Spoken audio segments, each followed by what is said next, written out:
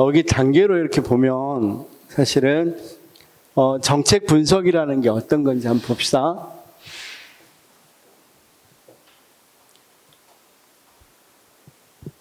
자, 여기 이제 정책 의제 설정은 어떤 거라고 그랬어? 문제가 우리나라 여러 문제 중에서 국가에서 해결하기로 한 문제예요. 우리나라에서 일어난 문제 굉장히 많죠. 그렇죠? 근데 국무회의에 들어간 건 어때? 회의 주제로 들어가서 우리가 해결해보자. 이런 건 많지 않단 말이에요. 그래서 어떻게 그 많은 문제들이 국가 정부 의제로 들어가느냐를 따지는 게 정책 의제 설정이에요. 이제 문제가 들어왔습니다. 그래서 아까 이야기했다시피 저출산 합시다. 우리나라 진짜 큰일이죠. 저출산 문제 있습니다. 그럼 당연히 뭐 해야 되겠어? 대안을 생각해야 되겠죠, 대안을. 그렇죠? 그래서 대안 A, 대안 B, 대안 C, 대안 D 뭐 여러 가지가 있겠죠. 그렇죠? 이런 많은 대안들 중에서 이제 뭐 해야 되겠어? 다를 쓸 수는 없잖아. 왜냐하면 예산이 제한되어 있으니까 가장 좋은 대안을 좀 써야 되겠죠. 그럴 때는 뭐 해야 되겠어? 이 대안들을 분석해야 되겠죠. 그래서 대안들을 분석하는 단계가 뭐다? 정책 분석이다. 그렇죠? 사실은 그래서 정책 분석이 조금 앞에, 순서상으로는 정책 결정보다 좀 앞에 나와야 되겠죠. 분석이 끝나고 나서 A, B든지 결정하는데 정책 결정은 분석까지 약간 포함하고 있어서, 왜냐하면 우리가 합리 모형 그러면 여기 대안들 중에서 가장 뭐한 대안을 선택한다. 합리적 대안을 선택해 이렇게 이야기되는 거니까. 그래서 사실은 둘이 같이 동시에 일어나는 게 많이 일어나겠죠. 그래서 그냥 동시적인 접근이다 이렇게 생각하면 된단 말이에요. 그렇죠? 그래서 자, 지금 이제 정책 분석은 어떤 걸 따지는 거다? 정책 대안들을 비교, 평가하는 부분이다. 이렇게 이야기하겠죠. 그런데 조금 정책 분석을 이렇게 협소하게 협의로 생각하는 사람도 있는가 하면, 광의로 생각하는 사람들은 정책 분석을 조금 더 확대해서 이미 한 정책도 분석하는 것을 정책 분석이라고 보기도 한다. 그래서 거기 펴봅시다. 대상 정책의 범위에서 우리가 이 정책 평가는 기왕의 정책만 하는 데 비해서 정책 분석은 기왕의 정책하고 향후의 정책까지 다 분석하죠. 그렇죠? 289페이지입니다. 그 다음 내용적 특성에서 정책 분석은 잘 됐다 안 됐다 같이 판단 안 하죠. 근데 정책 평가는 우리가 여기 있는 정책 평가는 뭐까지 하는 거? 집행 다음에 평가죠. 가치 판단까지 하는 걸 말한다. 자, 그러면 그런 것은 크게 안 나오니까 이제 분석적 결정 쪽이 있는데, 자, 거기 쭉 보면 이런 것만 좀 보면 됩니다. 그러면 지금 어떤 거 하겠다? 정책 분석을 하는데 정책 분석은 어떻게 이루어지냐? 그렇죠? 그럴 때 전반적인 쭉 어떤 거 정책 분석이 이루어지는 것만 좀 보도록 하겠습니다. 자, 이걸 그냥 간단히 이렇게 정리를 좀 해보면, 먼저 문제를 분석해야 되겠죠. 저출산 문제면 저출산 문제를 분석해야 되겠죠. 문제의 분석과 정의가 있습니다. 이건 다시 문제의 분석과 정의를 하기 위해서는 뭐가 된다? 정책 문제의 구조화라는 게 해야 됩니다. 그렇죠? 정책 문제의 뭘 해야 된다? 구조화. 그렇죠?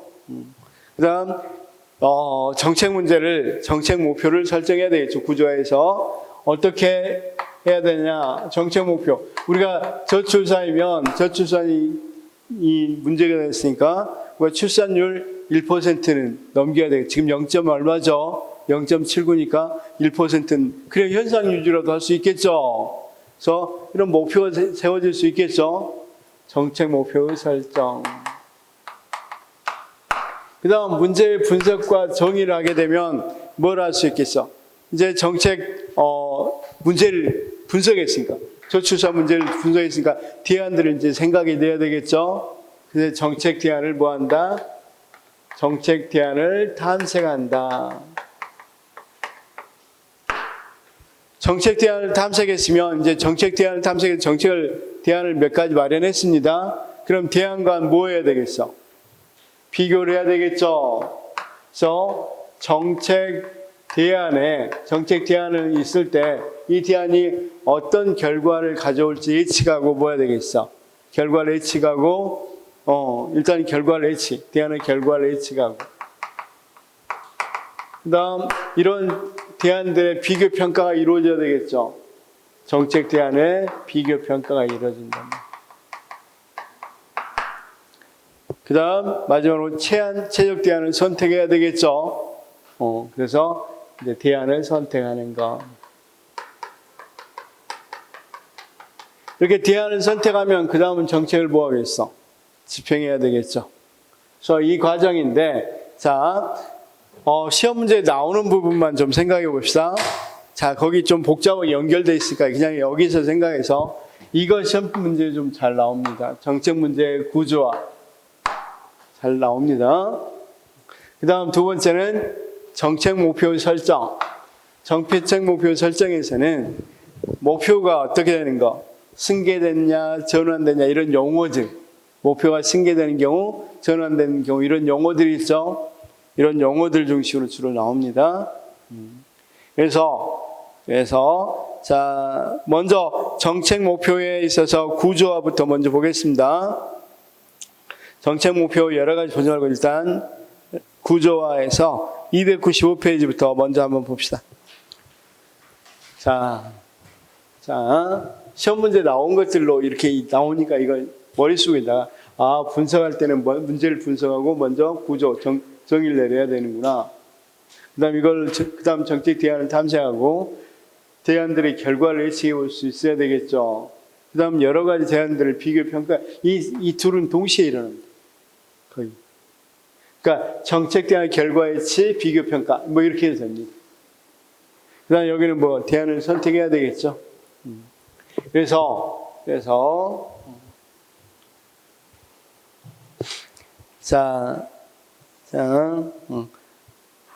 정책 문제의 구조에서는 거기 보니까 정책 문제가 뭔지를 보는 단계인데 구조화 단계에서 295페이지에 뭐가 있습니까? 밑에 문제 구조화 단계의 방법 보니까 문제를 감지하고 문제를 탐색하고 문제를 정의한다고 그랬죠. 그 다음 문제를 구체화한다고 그랬죠. 자, 문제를 이렇게 감지, 탐색, 그 다음 문제 정의, 문제 구체화 이렇게 된다고 그랬죠. 그러면 자 우리가 저출산 문제를 감지하고 그 다음 거기에 대해서 어떤 문제가 있는지 전반적으로 탐색해보고 그 다음 저출산 문제는 많은 걸 지금 문제를 익히고 있죠. 그렇죠? 그 다음 문제 정의가 이루어져야 되고 그 다음 문제를 구체화해야 되고 자, 그 다음 이제 문제 구조화 방법. 문제 구조할 때 오류는 그냥 넘어가도 됩니다. 근데 문제 구조화 방법. 자, 여기는 일단 뭐가 필요하다고 그랬습니까? 방금 이야기했다시피 문제 구조하는 단계가 있었죠. 그렇죠? 그 다음 뭐가 있었다? 문제 구조하는 방법이 있습니다. 자, 어떤 것이 문제인가 되는지, 사회에서 문제가 되는지, 왜 문제가 되는지, 무슨 문제가 있었는지에 대해서 구조화시키는 겁니다. 그렇죠? 그래서 자, 거기 한번 볼까요? 이거.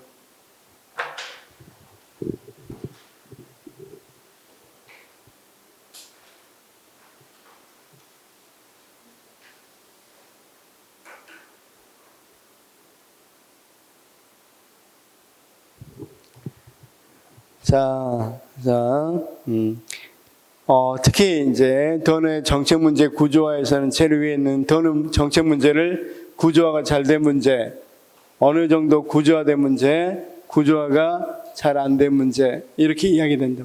그러니까 구조화가 잘 된 문제라는 것은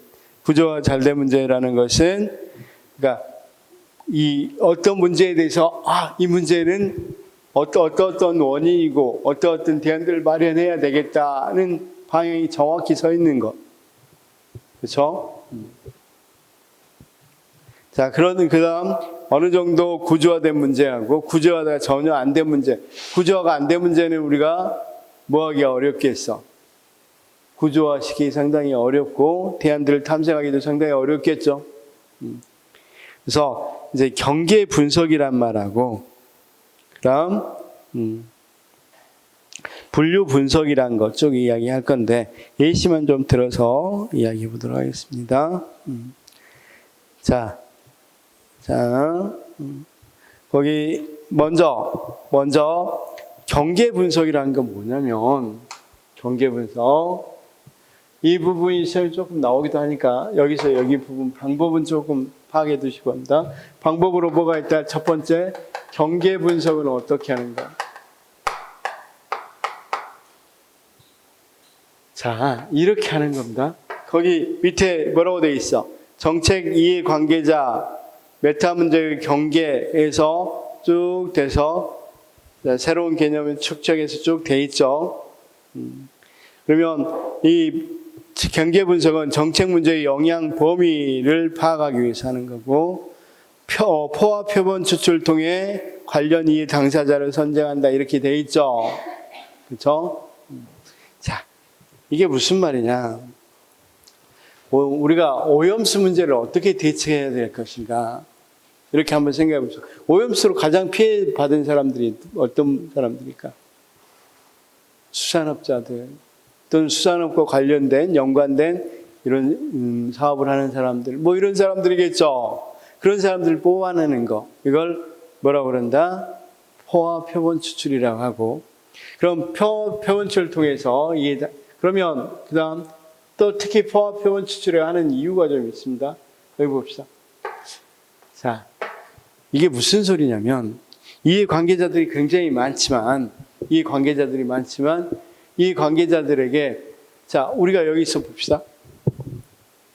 지금 우리나라에서 해결해야 될 문제들이 뭡니까? 또는 대안들이 뭡니까? 이렇게 저출산 문제 대안들이 뭡니까? 이렇게 하면 몇 명 이상 여기 있는 사람 다 조사할 필요 없이 4명이 말한 것들이 계속 겹쳐서 말할 수도 있겠죠. 더 이상 문제가 안 나올 수도 있겠죠. 대안이 안 나올 수도 있겠죠. 그렇죠? 그게 포화된 거라고 이야기할 수 있겠죠. 그럼 여기 거기 그래프로 포화된 인원이 몇 명? 여기 5명이죠. 그럼 이 5명만 뽑는단 말이에요. 다시. 우리가 여기 선생님들 한번 여기가 전부가 수산업자라고 생각합시다. 이번 오염수 문제로 어떤 문제가 있을까요? 그랬더니 막 문제를 적었어. 근데 보니까 여기 4사람 적은 게 다 적은 거야. 4사람 적은 거 이상은 더 이상 나오지 않아. 그러니까 우리가 물어보는 문제들도 여기서 딱 더 이상 이렇게 안 나오죠. 똑같죠, 문제가. 제기된 문제 수가 거의 똑같잖아. 그러면 몇 명만 뽑으면 되겠어? 5명만 이야기 들으면 되겠잖아. 그렇죠? 이런 식으로 해서 이걸 경계라고 해서 분석해서 어떤 것들이 있는지, 어떤 문제가 오염수를 방류함으로써 어떤 문제가 있는지를 정하는 거. 그렇죠? 문제를 파악해 보는 거. 이런 것들이 경계 분석입니다. 무슨 말씀인지 아셨겠죠? 그렇죠? 그러니까 경계 분석은 잘 몰라도 돼요. 그럼 뭐가 핵심 키워드로 꼭 나와야 되겠어? 포화 표본 추출한다. 그렇죠? 포화 표본 추출 통해 이 단사를 선정했으니까 몇 명 선정했다? 5명 선정했다. 그렇게 말할 수 있겠죠. 그래서 이 사람들에 대해서 뭘 알아보는 거야? 문제가 과연 어느 정도 영향을 미치는지, 문제는 어디에 있는지, 문제가 사회경제적으로 어떤 영향을 주는지 이런 것들을 알아본단 말이에요. 무슨 말인지 알겠죠? 자, 그러면 다시 경계 분석은 어떤 용어가 들어가야 돼? 이해관계자들을 가지고 문제를 분석해 보는 건데 어떤 걸 통해서 한다? 포화, 표본, 추출. 이거 이해됐죠? 그 다음 분류 분석은 어떻게 하냐면 어떤 문제가 있는지 분석해 보는 거야. 그렇죠? 자, 그래서 분류 분석은 말 그대로 분류를 해서 자, 분류 분석에서 키워드를 한번 또 찾아봅시다. 거기 자, 분류 분석 앞에 한번 보면 경계 분석 이후 영향 범위에 구성된 구성 요소를 논리적 추론을 통해 구체적인 분류 유용화한다. 분류 과정에서 지켜야 할 요소는 포괄성과 상호 배타성 한 요소에만 섞여야 된다. 그렇죠? 그래서 분류 분석 같은 경우는 어떻게 해보는 거냐면 유형화시켜서 해보는 거야. 유형화시켜. 그렇죠? 자, 거기 보니까 한국노동연구원에서 했던 건 상위 10% 소득 비중을 보니까 우리나라 노동소득 다 이런 걸 따져서 상위 10%가 한국에서는 얼마 차지해? 48.7이죠. 스웨덴은 30.6밖에 차지하지 않죠. 쌤 2페이지 미안해. 자료 2페이지 보니까 자, 쌤 미안. 보니까 자료 2페이지 보니까 어떻습니까? 한국은 일단 48.7로 제일 높죠. 그 다음 스웨덴 30.6인데 훨씬 높죠. 그 다음 또 추이 봐봐. 1998년부터 아주 급속하게 높아지고 있죠. 자, 그럼 한번 물어볼게요. 우리나라 빈부격차 지금 문제입니까? 아닙니까? 빈부격차 굉장히 심하죠. 그렇죠? 이렇게 유형화시켜서 뭐 해본다? 그럼 빈부격차 문제를 넣어야 돼, 안 넣어야 돼? 넣어야 되겠죠? 이게 당장 해결해야 될 문제로. 또 하나는 거기 밑에 영어로 돼 있는데 정치적 참여가 왜 이렇게 투표율이 낮은가? 이것에 대해서 그러면 어떤 요인이 정치적 영향을 미치나 해서 분류화시킨단 말이에요. 그럴 때 뭘로 분류시킬 수 있어? 자, 우리가 정치적 참여를 할 때 성별로도 해볼 수도 있겠고, 그렇죠? 근데 성별로 했는데 참여율이 큰 차이가 없어. 그럼 성별 때문에 참여한 거 아니죠? 그 다음에 연령으로 해봤어. 연령으로 해봤더니 오, 굉장히 참여가 커. 20대는 뭐 거의 50%인데 70대는 90%야. 그러면 연령 때문에 이게 정치적 참여 문제가 생길 수 있겠죠. 그래서 그러면 뭐 때문에 뭐 때문에 투표율이 떨어졌는지 이유를 알 수 있어 없어? 어느 정도 원인 파악이 돼야 안 돼. 그러면 성별적인 부분에다 투자할 게 아니라, 그러니까 정책을 펼칠 게 아니라 연령적인 부분에 펼쳐야 되겠죠. 그래서 만약에 뭐 한다? 투표를 하게 되면 젊은 애들이 좋아하는 것들을 제공해 주면 되죠. 그래서 젊은 친구들이 많이 데이트도 많이 하고 그러니까 이를테면 이 어디를 개방해 준다든가, 투표하게 되면 만약에 선생님 푸바오 볼 수 있도록 에버랜드 개방한다 그러면 많은 젊은이들 투표할 수 있겠죠. 그러면 사실은 나이 드신 분도 푸바오 좋아할 수는 있는데 나이 드신 분들은 이런 효과 별로 없잖아, 솔직히. 그러면 왜 그러냐면 나이 때문에 보였으니까, 투표율의 차이가 있었으니까. 이런 정책을 펼칠 수 있어 없어? 이런 식으로 성별, 연령 또는 이 소득 이런 식으로 쭉 유형화시켜서 뭐가 문제인지 알아보는 걸 뭐라 그런다? 분류 분석이라 한다. 그럼 분류 분석이라는 건 뭐 한다? 범주별 유형화시켜서 알아본다. 이게 핵심이겠죠. 그 다음 계층 분석은 봐봐. 자, 화제 계층 분석 앞에서 좀 볼까요? 계층 분석이 없네요, 앞에는. 넘어가겠습니다, 일단. 계층 분석 있네. 세 번째, 인과 분석, 계층 분석. 분류 분석 이후 구성된 요소들 사이에 존재하는 인과관계를 파악한다. 간접적이고 불확실한 원인부터 자칫 확실한 원인. 그러니까 사실은 따로 있는 게 아니라 순서대로 이렇게 보통 합니다. 그러면 만약에 뭐 한다? 연령별로 했다 그러면 20대 중에서도 뭐 때문에 그러는지, 왜 투표 안 하는지를 또 조사할 수 있겠죠. 그럴 때 이제 이렇게 계층별로 유계적으로 나간단 말이에요. 그렇죠? 그러면 자, 왜 안 하는지, 뭐 이를테면 내가 뭐 시간 때문에 안 하는지, 아니면 귀찮아서 안 하는지, 관심이 없어 안 하는지, 뭐 이런 것들 쭉 다시 또 조사해 볼 수 있겠죠. 관심이 없다면 당에 대해서 관심이 없는지, 아니면 뭡니까 후보자에 관심이 없는지, 뭐 이렇게 알아볼 수 있겠죠. 이런 식으로 쭉 알아보는 거야. 이걸 뭐라 그런다?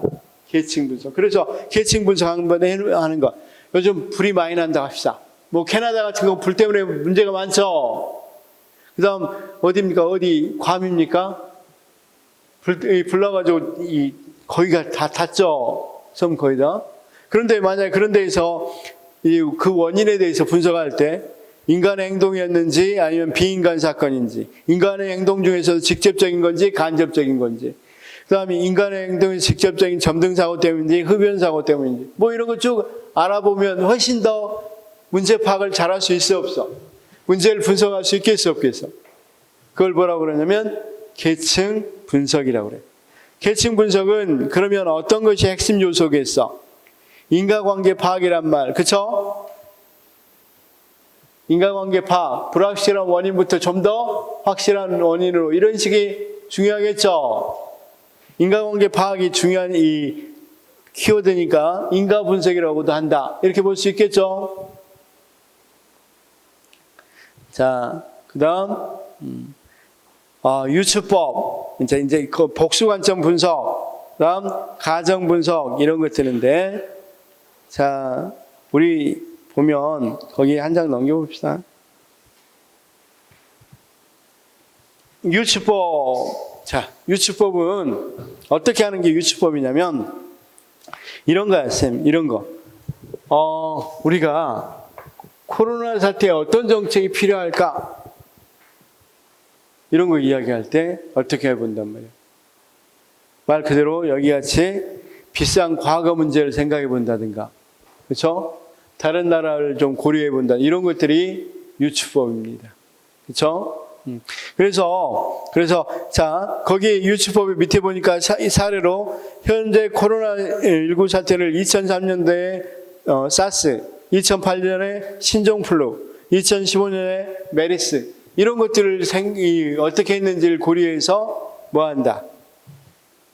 정책을 펼칠 수도 있겠죠. 그렇죠?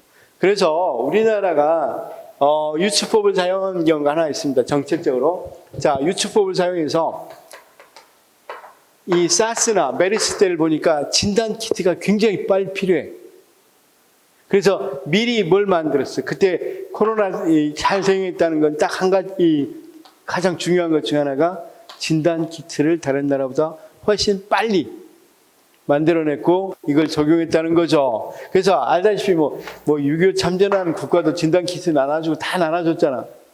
그래서 많이 각광을 받았죠. 그럼 결국은 이 사람들이 진단 키트 만들자는 정책 결정을 어떤 걸로 결정한가? 그 이전에 사례들을 유추해서 결정을 한 거죠. 그때 보니까 진단하는 게 가장 중요하더라. 그렇죠? 그래서 진단 키트. 그래서 우리가 영화 있었죠. 괴물입니까? 우리나라 영화. 괴물이 아니라 좀비 나온 게 있었잖아. 우리나라. 뭐였죠? 우리나라 좀비 부산행 말고 실제로 넷플릭스 나온 거 2편까지 하고 있었어요. 킹덤. 그렇죠? 거기도 미리미리 진단 키트 있었으면 그런 일 없었겠죠. 넘어갈게. 재미없어서. 자, 어쨌든 유추법이 뭐라는 건 이해됐죠? 그래서 이런 것들이 중요한 거고, 거기 보니까 복수관점 분석을 한다든가, 1페이지 다시 보겠습니다. 복수관점 분석을 한다든가, 가정에서 분석해 보는 거. 그쵸? 뭐 이런 방법들도 있다. 그런데 이런 것들이 시험에 나오는 거니까 그런 부분만 한번 답을 좀 찾아서 보면, 자, OX 한번 풀어봅시다. 그걸로 간단히 OX 한번 풀어보면,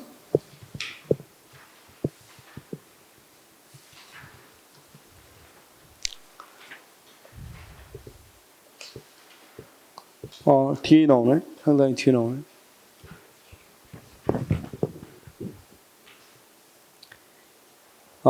그냥 몇 문제 안 나왔습니다.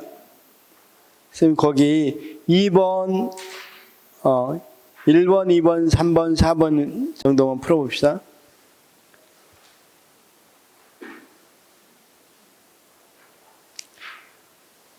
자, 정책 분석에서 문제 구조화에서 더는 정책 문제를 321페이지입니다. 321페이지 1번부터 4번까지 풀고 오시겠습니다. 구조화가 잘 된 문제, 어느 정도 구조화된 문제, 구조화가 잘 안 된 문제로 분류한다. 그렇죠? 맞고. 정책 분석에서 문제 구조화에서 구조화가 잘 된 문제 해결을 위해서는 분석가는 전통적인 방법을 사용하게 된다. 당연히 맞고. 정책 분석에서 문제 구조화에서 문제 구조화는 상호 관련된 4가지 단계인 문제의 감지, 문제의 정의, 문제의 추상화가 아니라 구체화죠. 그 다음 여기 좀 순서가 좀 그러네요. 문제의 감지 다음에 문제의 탐색, 문제의 정의, 문제의 구체화 이렇게 돼 있죠. 문제의 감지, 문제의 탐지, 문제의 정의, 문제의 구체화. 그 다음 정책 분석에서 4번 문제 구조화에서 문제 구조화 방법으로는 경계 분석, 분류 분석, 가정 분석 등이 있다. 맞죠? 우리가 방금 배운 거. 자, 어떤 게 있다 그랬어? 경계 분석이 있다고 그랬죠? 분류 분석, 그 다음 가정 분석이 있다. 사실 이보다는 좀 더 많이 나왔는데. 자,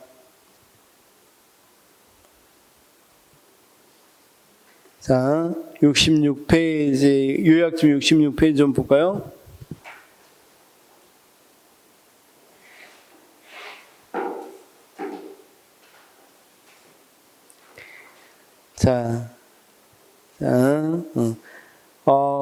앞에 부분 보지 말고 뒤에 부분 보니까 문제 구조 방법으로 경계 분석, 분류 분석, 가정 분석 등이 있다. 밑에서 4번째 점으로 나온 거. 66페이지 점으로 찍어져 있죠. 근데 제일 밑에서 4번째 점 위로 올라가면 자, 문제 구조 방법으로는 구조 방법으로는 경계, 분류, 가정 분석 등이 있다. 맞죠? 그 다음 분류 분석은 문제 상황을 정의하기 위해서 당면 문제를 그 구성 요소들로 분해하는 기법. 맞죠? 아까 구성 요소들로 유형한다 그랬죠? 아까 왜 투표가 낮아졌냐? 그럴 때 성이면 성, 그 다음 연령이면 연령 이런 식으로 본다고 그랬죠? 소득이면 소득. 그래서 추상적 문제를 구체적 요소로 구분한다. 그 다음 계층 분석은 간접적이고 불확실한 원인으로부터 차츰 확실한 원인을 차례로 확인해 나가는 기법으로 인과관계. 맞죠? 계층 분석 아까 화재 원인 봤었잖아. 인간적이냐 비인간적이냐, 인간적이냐면 직접적이냐 간접 이렇게 쭉 들어간다고 그랬잖아. 그래서 인과관계가 특징이고 불확실해서 확실로. 그렇죠? 그 다음 유추 분석이란 유사 문제의 비교와 유추를 통해 특정 문제를 명확하게 정의하는 기법이다. 이것도 맞죠? 가정 분석은 정책 문제와 관련된 여러 구조화되지 않는 가설들을 창의적으로 통합하기 위해 사용하는 기법으로 이전에 건의된 정책부터 분석한다. 이게 가정 분석의 특징입니다. 아까 나왔는데 이것만 알아두십시오. 가정 분석 그러면 자, 구조되지 않는 가설들을 창의적으로 통합한다는 게 특징이겠죠. 다음 경계 분석. 아까 경계 분석은 키워드가 뭐라고 포화, 표본, 추출. 그쵸? 그래서 이런 식으로 문제가 구조화시켜서 나오기도 했어요. 그래서 이 방법은 좀 알아둘 필요는 있겠죠. 많이 나오지는 않는 문제지만 나오면 많이 틀리는 문제들입니다. 자, 분류 분석의 특징 뭐라고 그랬습니까? 유형화. 그렇죠? 경계 분석은 포화, 표본, 추출. 계층 분석, 말 그대로 계층으로 분석하니까 불확실한 것에서 확실한 원인으로. 그렇죠? 그다음 무슨 분석이라고 그랬어? 그렇죠? 거기 있는 것처럼 인과관계. 그렇죠? 인과관계를 주목적으로 한다고 그랬죠? 그 정도로만. 그 다음, 유추 분석은 유추를 통해서 하는 거고, 가정 분석은 뭐라고 그랬어? 검증되지 않는 가설을 통합적으로 한다 그랬죠? 검증되지 않는 가설을 통합적으로 다뤄본다. 그리고 문제는 이런 식의 문제까지 나왔으니까 최근에는 이런 것들을 조금 강조하고 있으니까 조금 받으시기 바랍니다. 이거 여기까지 봤습니다. 지금 단계하고 방법 봤습니다. 자, 조금 이 식사 후에 유형 아까 여기 조금만 더 합시다. 유형은 뭐였어요? 유형은 아까 구조화된 그다음 잘 구조화된 거 그다음 뭘 이야기한다 그랬어? 선생님 더니 이야기했을 때 세 가지를 이야기한다고 그랬죠? 그래서 구조화가 잘 된 문제, 어느 정도 구조화된 문제, 구조화가 안 된 문제 이런 식으로 나눈다고 그랬죠? 사실 좀 중요한 문제인데 우리는 이 문제로 내기는 어렵기 때문에 이 정도로만 알아두시면 돼요. 자, 식사 후에 이제 어떤 거 여기 부분 유형까지 봤으니까 차원만 조금 보고 나서 목표 설정하고 여기 대안 탐색하는 방법들인데 선생님 지금 오늘 나눠드린 것 중에 기법들이 많이 나와요. 대안들 분석하는 기법도 굉장히 많은데 대표적인 기법들을 하기 위해서 거기 사례로 이해하기 이 부분은 한 번만 읽어보고 버려요. 거기 5페이지 사례로 이해하기 있죠. 그래서 대기 행렬 기법이 뭔지 뭐 이런 기법들이 쭉 나옵니다. 이런 기법은 어디서 사용하는 거라고요? 대안을 비교할 때 또는 대안의 결과를 예측하고 여기 있잖아요. 대안은 탐색하고 대안을 결과를 예측하고 비교 평가하고 이런 것들을 할 때 사용하는 기법들입니다. 근데 시험에는 안 나와요. 안 나오는데 만약에 문제가 나왔을 때 뭘 파악해야 돼? 대강 어떤 건지는 알아야 되냐. 그래서 한 번만 읽고 버려라는 거야. 사례로 이렇게 해놨으니까 읽고 버리시기 바랍니다. 자, 식사 후에는 이런 부분 좀 하겠습니다. 이런 부분하고 여러분 비용 편익 분석, BC 분석 많이 들어봤죠. 말로는 이게 어떤 건지까지 거기 써져 있으니까 한 번만 읽어보십시오. 그냥 사례를 꼭 꼼꼼히 생각하죠. 이런 걸 분석하는 거구나. 이 정도로만. 자, 식사 후에 보겠습니다.